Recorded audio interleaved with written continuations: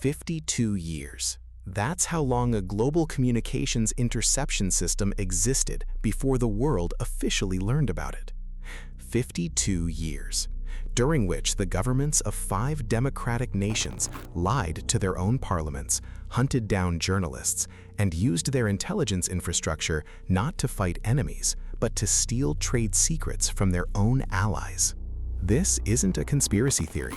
It's been documented by the European Parliament, confirmed by former intelligence officers, and proven by Edward Snowden's leaks. This is the story of Echelon, and it never really ended. Late 80s, a corporate headquarters somewhere in Europe, Frankfurt or Paris. Glass walls, security desks, keypads on boardroom doors. A chief financial officer has just wrapped up months of negotiations with a Saudi state client, a multi-billion-dollar contract. Terms negotiated down to the last comma. All that's left is to send the final draft over a secure line, an encrypted fax, the gold standard for high-level comms back then. The fax goes through, the signal beams up to a satellite, then down to the receiver, just a few seconds. But in those few seconds, while the signal is bouncing through space, someone is reading it. Not the recipient, a third party, in a facility that isn't on any map, in a country officially not involved in this deal, at a listening station that officially does not exist. An operator on shift watches as the intercepted signal drops into a queue. It's been automatically flagged by a system looking for specific keywords: contract terms, final price, signatories, closing date. A few hours later, an American competitor calls that exact same Saudi client. They offer the exact same terms, just 1% cheaper. The European deal falls apart. Nobody can prove a thing. Nobody even realizes what just happened. They'll chalk it up to an inside leak or assume the competitor just pitched better. Or a coincidence. The market's unpredictable. It happens. This was called Echelon. And it didn't just happen once, and it wasn't limited to one industry. It was a global interception grid that ran for decades, while the governments of 5 nations flat out denied its existence. Not espionage against enemies, espionage against allies, in peacetime, on an industrial scale. To understand how this was even possible, you have to go back to how it all started. 2 years post-World War II, the US and the USSR are already eyeing each other with the paranoia that would soon morph into the arms race and nuclear parity. Against this backdrop, the US and the UK signed the UKUSA agreement, later joined by Canada, Australia, and New Zealand. 5 countries, shared language, shared history, shared interests. They called themselves the Five Eyes. The premise was simple. The 5 nations carve up the globe into interception zones and share everything they scoop up. Here's what that means in practice. British law prohibits GCHQ, their version of the NSA, from spying on Brits without a warrant. US law prohibits the NSA from spying on Americans without a warrant. But no law stops GCHQ from spying on Americans, and no law stops the NSA from spying on Brits. So the 5 countries just swap data. Do you see how this works? Every country complies with its own laws, technically, and simultaneously gets everything from its allies that it's legally banned from collecting itself. This isn't a loophole. This is an architecture built around a loophole. The agreement was classified entirely. For decades, its very existence was denied, and not with a standard no comment. We're talking direct lies in response to direct questions. The British Prime Minister in Parliament, US officials in Congress. But you can't completely hide the infrastructure. In Yorkshire, England, at the Menwith Hill military base, massive white spheres started popping up in the late 50s. Not just one, dozens of them. Different sizes, perfectly white, scattered across the green hills like giant alien eggs. Locals saw them every day. They asked questions. The official story kept shifting.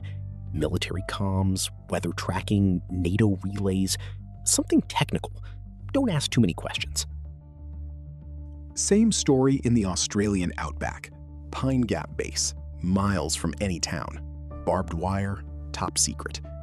These spheres, radomes, protective domes covering parabolic antennas, were catching satellite signals. All traffic bouncing off commercial satellites. Phone calls, faxes, telexes, and later, emails. It all went through orbit, and it was physically accessible to anyone with a big enough, accurately aimed ear. Menwith Hill and Pine Gap were exactly those ears. Just think about the scale. A single commercial Intelsat satellite handles thousands of communication channels at once. 10 satellites handle tens of thousands. They beam a cone of coverage down to Earth. Any antenna inside that cone catches everything, indiscriminately, no exceptions. Every call, every fax, every email. The problem wasn't how to intercept it. The problem was how not to drown in it. It's a scale issue. When you tap the planet's entire satellite traffic, you pull in millions of messages a day, billions of words. No army of analysts could read that manually. So in the 80s, the NSA built Dictionary, an automated filter, a software complex that scanned intercepted comms and flagged messages containing preset keywords. The operator on duty didn't read every message. They only saw what the algorithm flagged. The rest was archived or trashed. This was the world's first large-scale automated text processing algorithm used for intelligence, decades before buzzwords like big data or machine learning even existed. And here's the detail that doesn't get talked about enough. The keyword list in Dictionary wasn't just a static military playbook. It wasn't just nuclear, missile, or Soviet. It included company names, tech patents, names of negotiators, contract terms, commercial jargon. Remember the facts from the beginning? That's how it was caught. Not by a guy with headphones, but by an algorithm flagging keywords in a contract draft. Saudi Arabian Airlines, final offer, delivery schedule, flagged, sent to the queue, placed on an operator's desk. A few hours later, a phone call from Chicago to Riyadh. The USSR collapses. The Cold War is over, and a system built to fight the Soviet threat suddenly faces the same crisis as any institution that outlives its original mission. It has to justify its existence. The NSA's budget, tens of thousands of employees, infrastructure across 5 continents, satellites, stations, servers. It all costs billions of dollars a year. And it all needs a rationale. Terrorism wasn't the main bogeyman yet. 9/11 was still a decade away. The drug trade? Sure, but that's the DEA's turf, not the NSA's. So what's left? Economic espionage. Here's the math any suit in Washington could understand. An Airbus contract with Saudi Arabian Airlines is worth $6 billion. If that contract goes to Boeing instead of Airbus, that means jobs in Seattle, tax revenue for the US Treasury, and a stock bump on the NYSE. The NSA's annual budget back then was about $4 billion. One intercepted mega contract pays for the entire system. This isn't a conspiracy theory, it's just economics. Former CIA Director James Woolsey admitted it on camera in 2000. Yes, the US spies on European companies. His excuse? European companies pay bribes. We're just leveling the playing field. He said this in an interview with the Wall Street Journal. The Airbus case became the most heavily documented example, but far from the only one. Early 90s, Airbus is negotiating the aviation deal of the decade with Saudi Arabian Airlines. Billions on the line. Airbus is bringing the heat. Heavy subsidies, great tech, sweet terms. The NSA intercepts the comms between Airbus and the Saudis. The intel is handed over to American competitors, McDonnell Douglas and Boeing. They knew the exact terms of the European offer in real time. Imagine playing poker. Your opponent has a mirror on the wall behind you, showing your hand. Every time you bet, they raise you by exactly $1. Every single time. The contract went to the Americans. French intelligence, the DGSE, investigated. They linked the lost deal to the wiretaps. French officials called it out publicly. The Americans denied it, categorically. But Airbus wasn't alone. Thomson CSF, a French defense contractor, lost a $1.5 billion radar deal in Brazil. Enercon, a German wind energy company, lost contracts across multiple countries. Siemens lost a massive telecom bid in Indonesia. Every time, the same MO. A European company is negotiating. The comms go over satellite. An American competitor swoops in with an offer that perfectly undercuts the European one. A coincidence? Once, maybe. Twice? Unlikely. 5 times? That's a system. By the mid-90s, Europe was getting pissed. The frustration didn't have a name yet, but it had momentum. The guy who gave it a name was Duncan Campbell, a British investigative journalist. He'd been covering state surveillance since the late 70s, and he'd already paid a heavy price for it. Campbell is 25. He publishes an article exposing GCHQ. He gets arrested. The charge? Violating the Official Secrets Act, a charge carrying up to 14 years in prison for doing journalism. The case falls apart in court. They couldn't prove his reporting threatened national security. Campbell walks free and gets right back to work. The next 10 years are a blur of legal harassment. Sources are hunted down. Intel agencies try to gag his publications through the courts. The tools of the state aren't being used to protect citizens from a threat. They're being used to protect a secret from the citizens. Campbell publishes the first piece ever mentioning a system codenamed Echelon, sourced from British Intel whistleblowers who, for various reasons, decided it was time to talk. The story barely makes a ripple. It was too early, too unbelievable. The Cold War was still on. Surveillance was seen as a necessary evil aimed at the bad guys. 10 years go by. Nothing happens. The article is out there, the facts are public, and the world just shrugs. Then comes 1998. The European Parliament commissions Campbell to do a full investigation. Official, funded, with access to sources he never had before. What changed? European companies had lost enough money that politicians couldn't ignore the problem anymore. It wasn't about justice. It wasn't about principles. It was about cash. The report drops in 1999, presented in Strasbourg, and it was explosive. Campbell documented everything: the system's architecture, the listening posts, the interception methods, specific cases of corporate espionage. He showed exactly how dictionary was used against the economic interests of allies.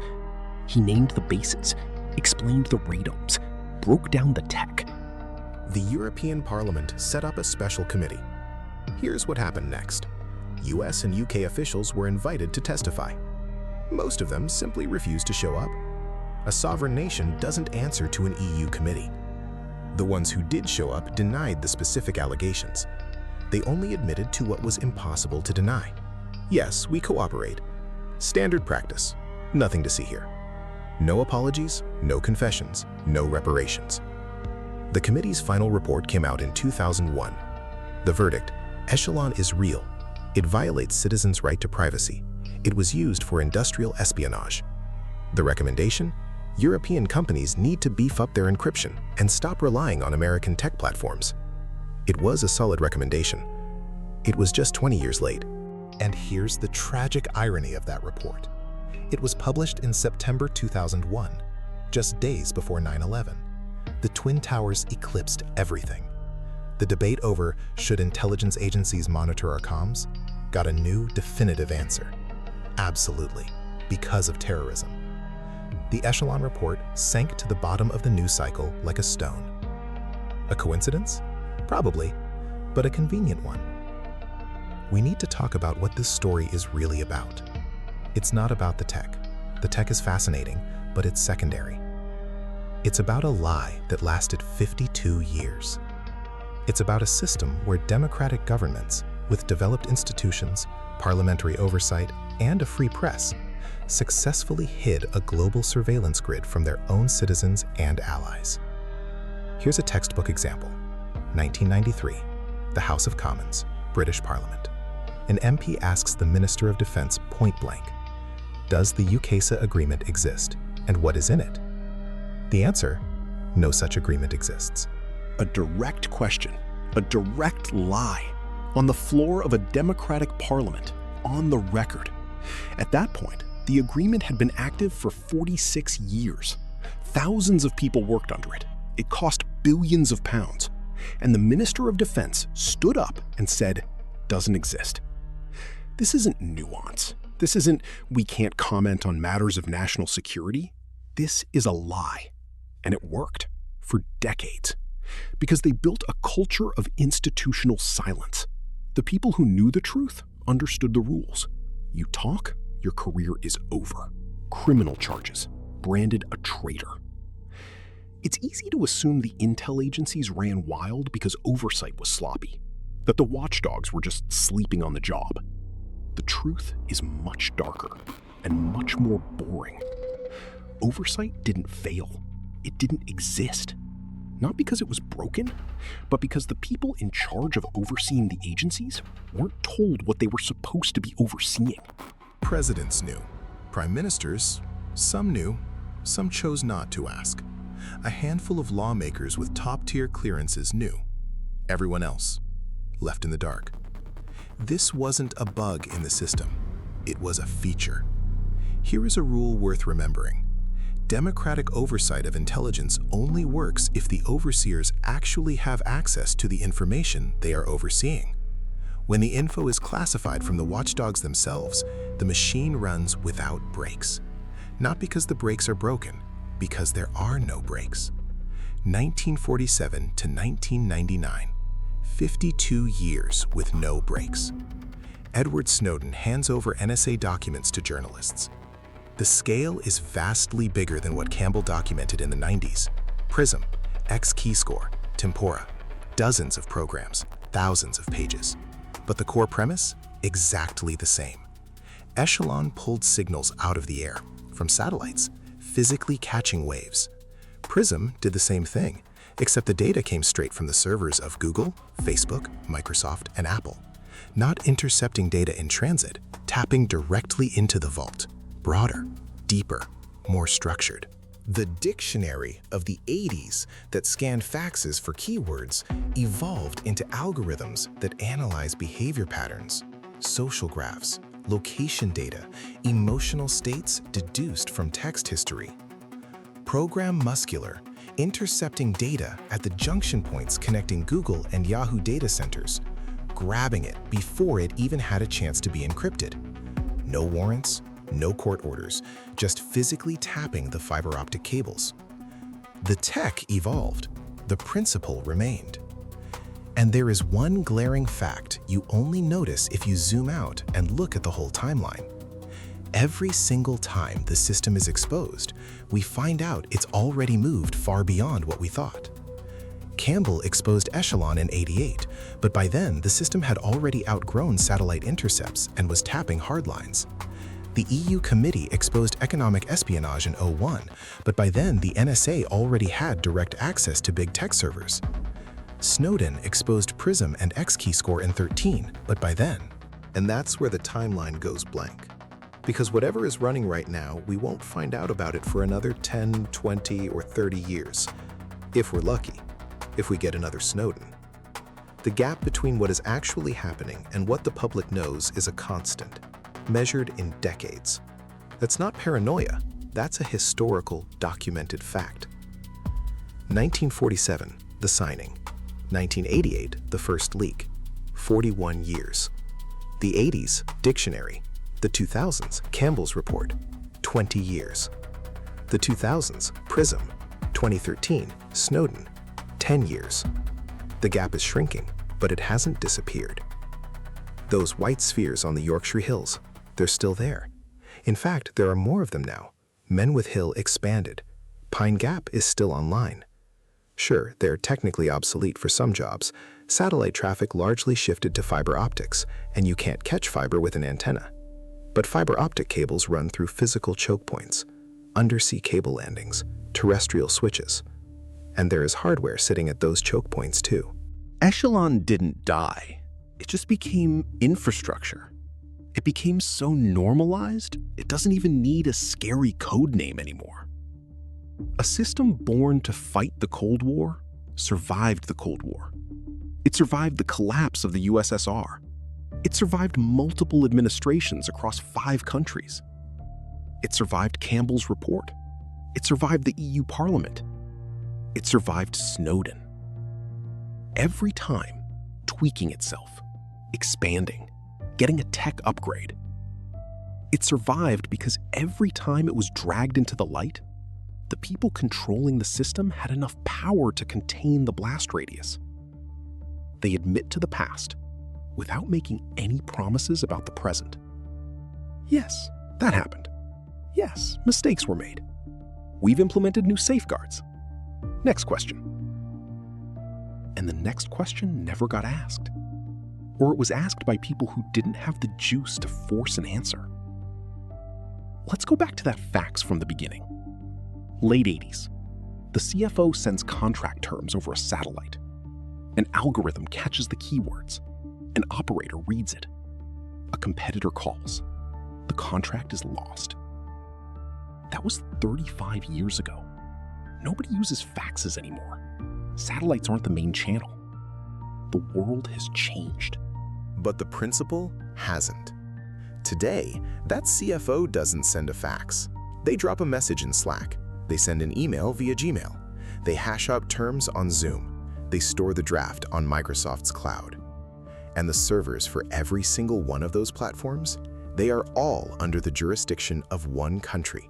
The same country that built Echelon, the same country that launched Prism, the same country whose former CIA director went on TV and openly admitted to spying on allies for economic gain. So here's the question. If a system built in '47 ran for 52 years in the dark before its first major leak, if every major leak only described yesterday's technology, never today's, if every single time the system survived, adapted, and kept going, then what the hell is running right now? What is the program? What's the code name? What's the scale? And will knowing about it even matter when it finally goes public in 20 or 30 years?